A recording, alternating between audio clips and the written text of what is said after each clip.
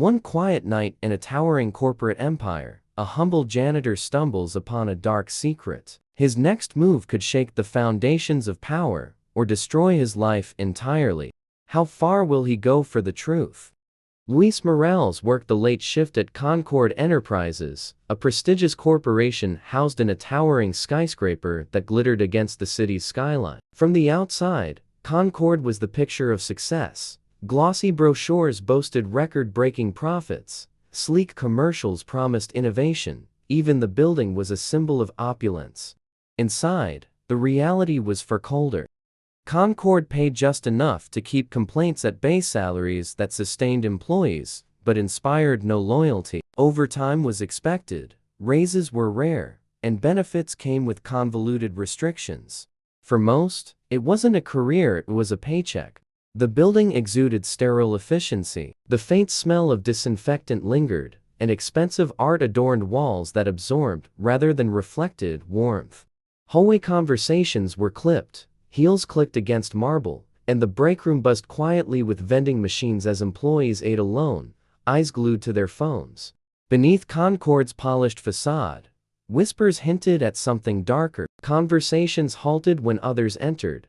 Documents vanished into shredders, and emails bore the ominous label, confidential. Employees disappeared from roles without explanation, and executives avoided lower staff entirely. Luis, an unseen presence as a janitor, noticed everything. He saw senior staff linger late with hushed voices, managers clutching papers with tense expressions, and pieces of shredded documents discarded carelessly. Concord's unspoken rule was clear: stay silent to stay employed. Luis never shook the feeling that something was deeply wrong. Concord's public image of success and innovation was carefully cultivated, but behind closed doors, it ran on exploitation and secrecy. Luis kept his head down and tried to ignore the painful truth. Concord cared about profits, not people. One night, Luis returned home to find Sophia sitting at the kitchen table, a stack of bills in front of her. Gabriel, their youngest, had finally fallen asleep. The boy had spent the afternoon coughing and wheezing, his tiny frame shaking with the effort. Sophia's worry was obvious, but she masked it with a faint smile as Luis walked in. "His cough's worse," Sophia said quietly, running her fingers over the edge of a medical bill. "I'll call the clinic in the morning, but we're behind on last month's payment." Luis ran a hand through his hair, guilt settling heavily on his shoulders. The weight of his long shifts, the constant cycle of bills, and the hopes of his family pressed down on him. "We'll figure it out," he said, though the words felt hollow even as they left his lips. Sophia's faint smile didn't waver.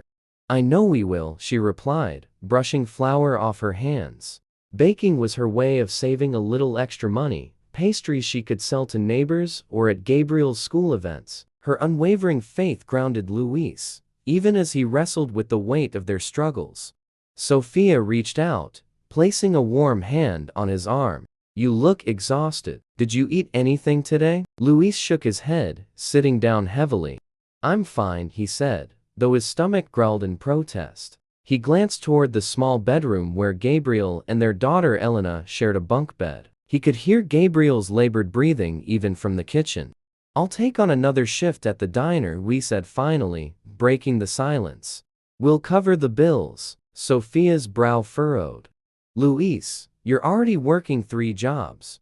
You're going to run yourself into the ground.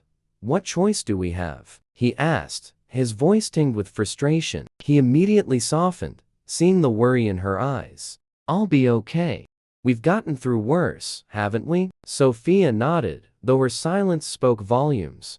Their life had been a series of uphill battles: medical bills from Gabriel's asthma, rising rent in their neighborhood, and the constant balancing act of providing for their children while keeping their own dreams at bay. Luis had dreamed of going back to school, about getting a degree that would open doors beyond janitorial work and double shifts at the diner. But those conversations had faded as reality took hold. "Elena asked about piano lessons again today," Sophia said softly, changing the subject. "I told her maybe next year." Luis's chest tightened. Elena had been drawn to music since she was a toddler, her fingers tapping out rhythms on the edge of the kitchen table. They'd promised her lessons once, back when their finances looked better. But promises had a way of slipping through the cracks when survival became the priority. Next year, Luis echoed, though the words felt like another broken promise. He reached for Sophia's hand, gripping it tightly. "We'll make it happen." For both of them.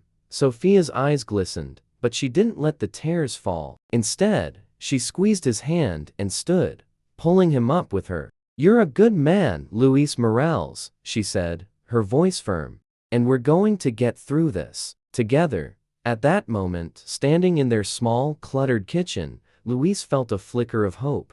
His family was his anchor, his reason for enduring the long nights and endless shifts. No matter how heavy the burden, he'd carry it for them. He'd never let it break him. The office was eerily silent as Luis moved methodically through the empty spaces, his mop gliding across the floor. A muffled voice came from behind the slightly ajar conference room door, making him pause. "You've got to stop. The numbers are too high," someone hissed. "If anyone looks too closely, it'll raise red flags." "Relax," another voice replied, calm and smooth. "I'm handling it. The surplus moves offshore, the reports are clean, and no one questions results." Luis's pulse quickened. He strained to hear more, but the sound of footsteps jolted him into action. He resumed mopping, forcing his movements steady as the door creaked open. Cameron Montgomery, Concord's CEO, stepped out. His sharp suit and composed demeanor radiated authority, but his eyes carried an edge as they landed on Luis. "Working late, huh?" Montgomery said, his voice light but laced with something unspoken. Luis nodded, gripping the mop tightly. "Just finishing up, sir." Montgomery lingered, his gaze piercing. For a moment, it seemed he might say something more, but instead, he smirked faintly. "Good," he muttered, his tone cold. "Let's keep it that way." As Montgomery's footsteps echoed down the hall, Luis exhaled shakily. The words replayed in his mind, dripping with an unspoken warning. Whatever he'd overheard wasn't just dangerous, it was a threat to anyone who dared to question it. The moral dilemma gnawed at Luis for days. While cleaning the break room one evening, a report titled "Revenue Discrepancy Analysis" caught his eye. His hands trembled as he flipped through its pages, dense with financial jargon. Key phrases like asset diversion and strategic reallocations stood out, painting a troubling picture that aligned with what he'd overheard. Luis carefully returned the report, his thoughts racing. Speaking out could cost him his job and his family's stability, yet ignoring it felt like betraying the values he tried to teach his kids. Gabriel and Elena deserved a father who stood for what was right, but fear kept him silent for now. The break room was eerily quiet another evening as Luis entered to clean up. Manny, a fellow janitor, sat hunched over his coffee, steam curling upward under harsh fluorescent light. His usual grin was absent, replaced by a frustrated scowl. Luis nodded in greeting, but the mood hung heavy between them. "They let Sarah go," Manny said, breaking the silence. His voice was low, almost conspiratorial, as if speaking too loudly might summon unwelcome ears. Luis froze mid-step, his mop clutched in his hand. "Sarah? From accounting? Why?" Manny shrugged, his shoulders tense. No reason was given, at least not officially. "But I heard she'd been asking questions about payroll discrepancies. You know, stuff that didn't add up. Next thing you know, she's out the door." He shook his head, his frustration obvious. "She was one of the good ones, man. Always looking out for people. And now she's gone." Luis didn't reply immediately. His thoughts churned as he wiped the break room counter, his mind snagging on Manny's words. Payroll discrepancies. He recalled Sarah's kind smile and the thoughtful notes she'd left for the cleaning staff. She'd been one of the few to treat Luis like an actual human being. If Concord could discard someone like her so easily, what did that say about the company? A few days later, Luis overheard two managers on the executive floor. "Montgomery made the call," one said. "Said she was sticking her nose where it didn't belong." The other scoffed. "Payroll? If they're hiding something, they could at least try harder." "Doesn't matter," the first replied. "She's gone, and no one's stepping up." The words hit Luis hard. Sarah hadn't been let go, she'd been silenced. If payroll tied to the broader issues Luis had uncovered, it confirmed his worst fears. But if someone like Sarah couldn't fight back, what chance did he have? Clara Harper had spent months trying to pierce Concord Enterprises' polished facade.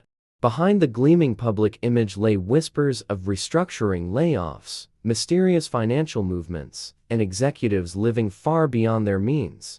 Every lead she chased ended in silence. Fear gripped the workforce tightly. This wasn't just a professional pursuit for Clara, it was personal.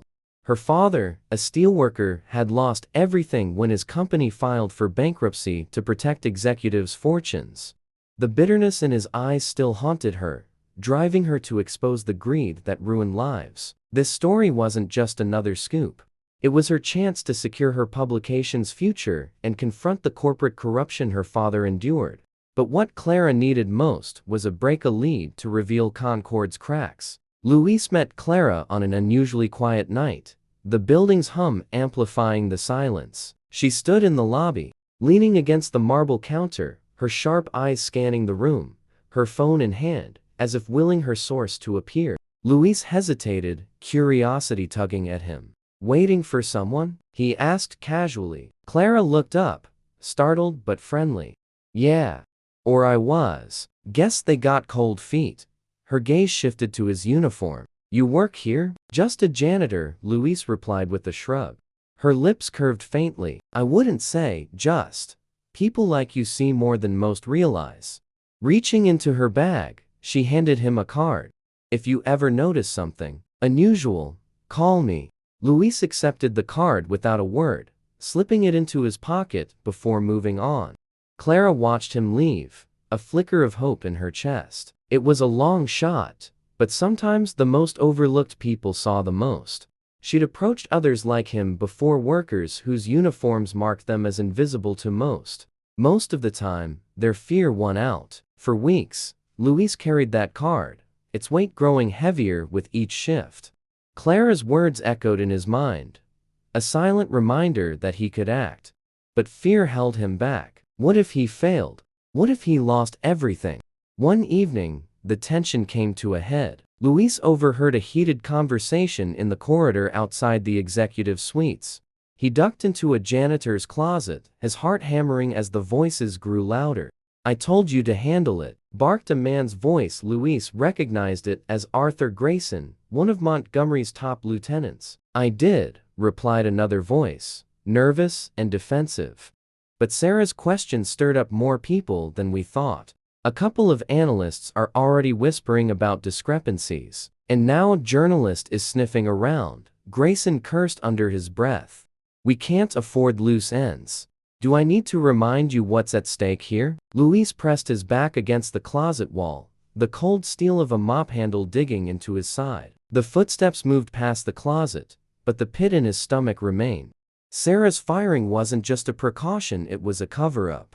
If people were already whispering, the cracks in Concord's facade were spreading faster than he'd realized. The breaking point came 2 days later. Luis had just finished cleaning the conference room when he noticed a file left behind on the table. The innocuous manila folder bore no markings, but curiosity tugged at him. He flipped it open and froze.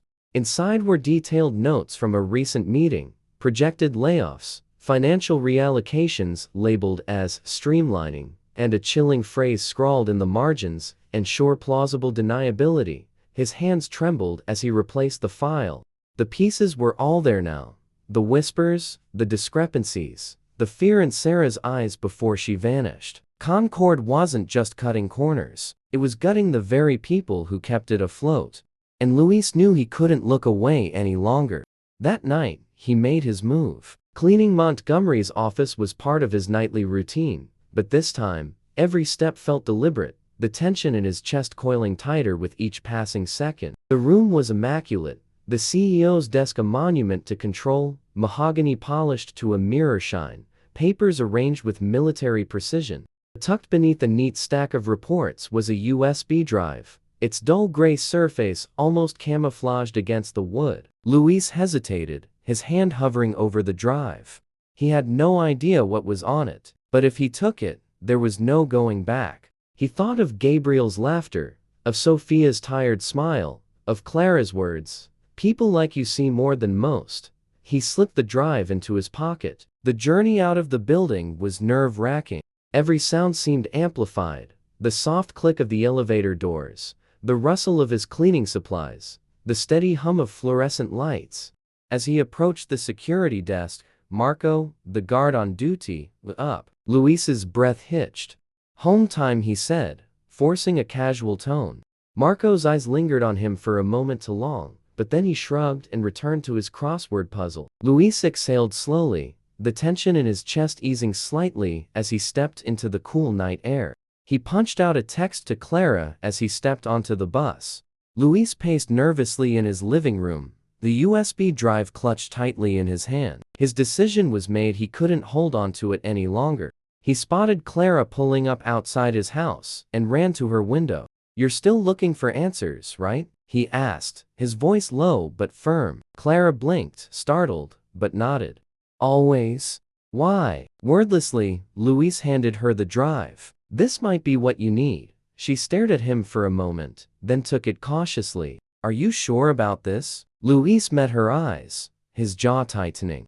"Just be careful." Without another word, he walked inside, his heart pounding but his mind resolute.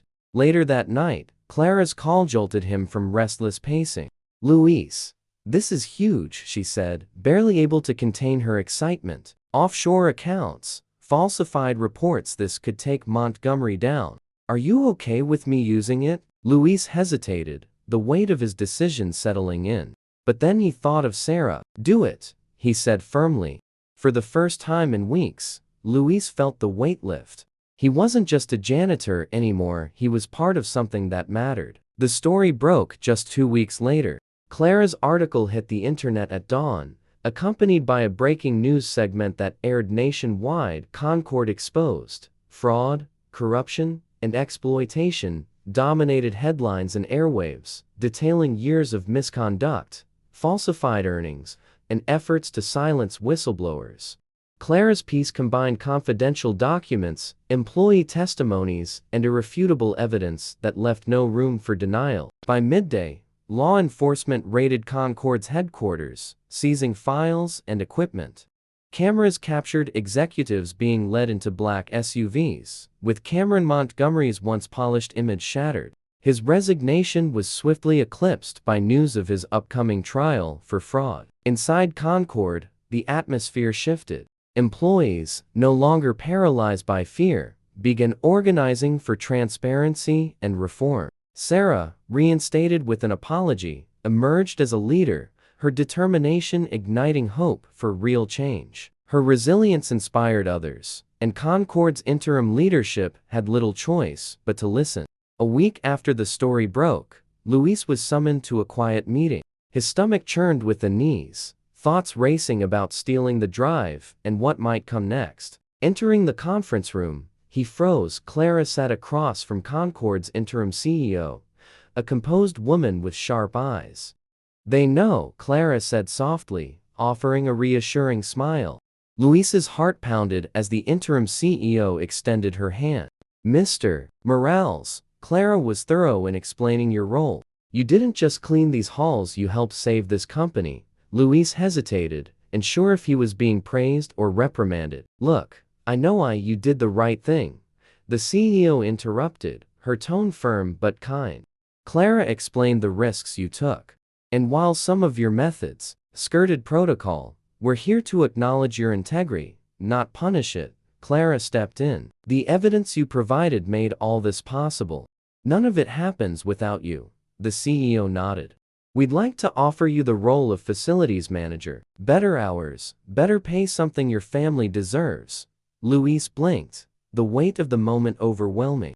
"Thank you," he managed, his voice thick with emotion. Later, Clara joined him on a bench outside, handing him an envelope. "Part of the grant my paper received and a little extra from my bonus. This story will keep us funded for years. You deserve this." Luis's hands trembled as he opened it. "You didn't have to." "I did," Clara cut him off, her voice firm. "You risked everything." At home, it changed immediately. Gabriel's treatments continued worry-free.